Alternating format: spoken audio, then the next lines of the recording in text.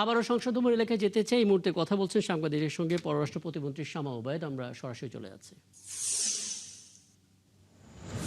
ব্যক্তি, রাজনৈতিক ব্যক্তি, পলিটিক্যাল একজন মানুষ যিনি দেশকে ভালোবাসেন, দেশের জন্য উনি মুক্তিযুদ্ধ করেছিলেন, মুক্তিযুদ্ধে অংশগ্রহণ করেছিলেন, সে একজন ব্যক্তি দেশের রাষ্ট্রপতি হিসেবে মনোনয়ন আমরা করতে পেরেছি।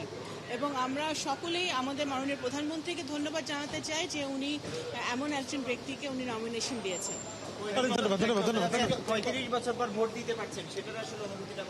সাংঘাতিক অনুভূতি, কারণ এটা আমি আগেই বলেছি একটি ঐতিহাসিক সময়।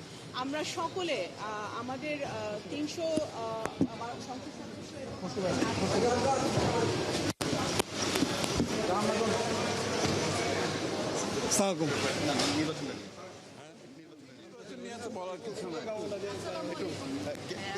প্রথমবার 35 বছরের নির্বাচন ওই তো বলতেছে তো।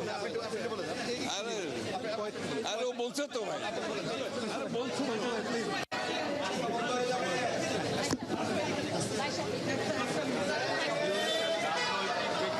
রাষ্ট্রপতি হতে যাচ্ছে। বাংলাদেশের সংকটময় সময়গুলোতে রাষ্ট্রপতির ভূমিকা নিয়ে আমরা দেখেছি বিভিন্ন সময় বিভিন্ন অভিজ্ঞতা। সামনের দিনগুলোতে কি প্রত্যাশা করছেন? এর যে ভালো চয়েস তার হতে পারে না। আগাগোড়া একজন রাজনৈতিক ব্যক্তিত্ব, দীর্ঘ সংগ্রাম অতিক্রম করে, জেল জুলুম সহ্য করে, স্বৈরাচারের বিরুদ্ধে লড়াই করে,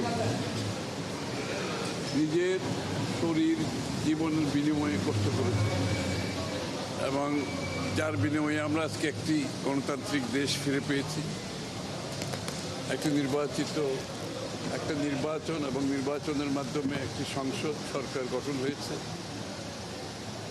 অতি প্রত্যাশিত এই বিষয়ে তার ভূমিকা অগ্রভাগে ছিল, আমরা সবাই জানি, এবং একজন সৎযোগ্য মানুষ। সুতরাং আমি আনন্দিত যে আজকে এরকম একটি মানুষ প্রেসিডেন্টের চেয়ারকে অলঙ্কৃত করতে যাচ্ছে এবং নির্বাচন হচ্ছে। আমরা যে গণতন্ত্রের কথা বলে আসছি এতদিন, সেই গণতন্ত্রের প্রতিফলন ঘটছে। বাংলাদেশে কবে সত্যিকার অর্থে প্রেসিডেন্ট নির্বাচন হয়েছে আমার মনে হয় জনগণ ভুলেই গেছে, এবং আজকে একটি নির্বাচিত সংসদে যে প্রেসিডেন্টের নির্বাচন হচ্ছে, এটা তো আমাদের জন্য বড় পাওয়া।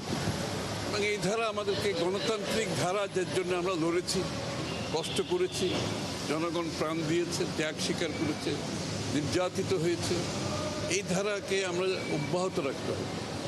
যে গণতন্ত্রের জন্য আমরা সবাই মিলে লড়েছি, এটাকে অব্যাহত রাখতে হবে। গণতন্ত্রের সংস্কৃতি অব্যাহত রাখতে হবে। এটা যদি অব্যাহত থাকে, ইনশাল্লাহ যে বাংলাদেশ গড়ার প্রত্যয় আমাদের মাননীয় প্রধানমন্ত্রী নিয়েছেন, সবাই মিলে আমরা সেই বাংলাদেশ করতে পারবো। নতুন রাষ্ট্রপতির কাছে আসলে সামনের দিনের প্রত্যাশা কি?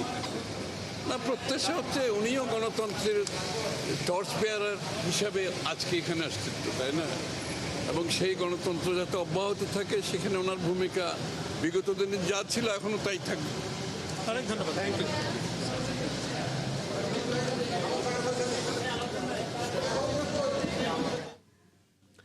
রাষ্ট্রপতি নির্বাচনের প্রস্তুতি চলছে, আর কিছুক্ষণ বাদেই সেই নির্বাচন অনুষ্ঠিত হবে। এবং আমরা দেখছিলাম, আমরা পররাষ্ট্র প্রতিমন্ত্রীর কথা শুনলাম, আমরা অর্থমন্ত্রীর কথা শুনলাম, এবং একে একে সমস্ত সংসদ সদস্যরা আসছেন।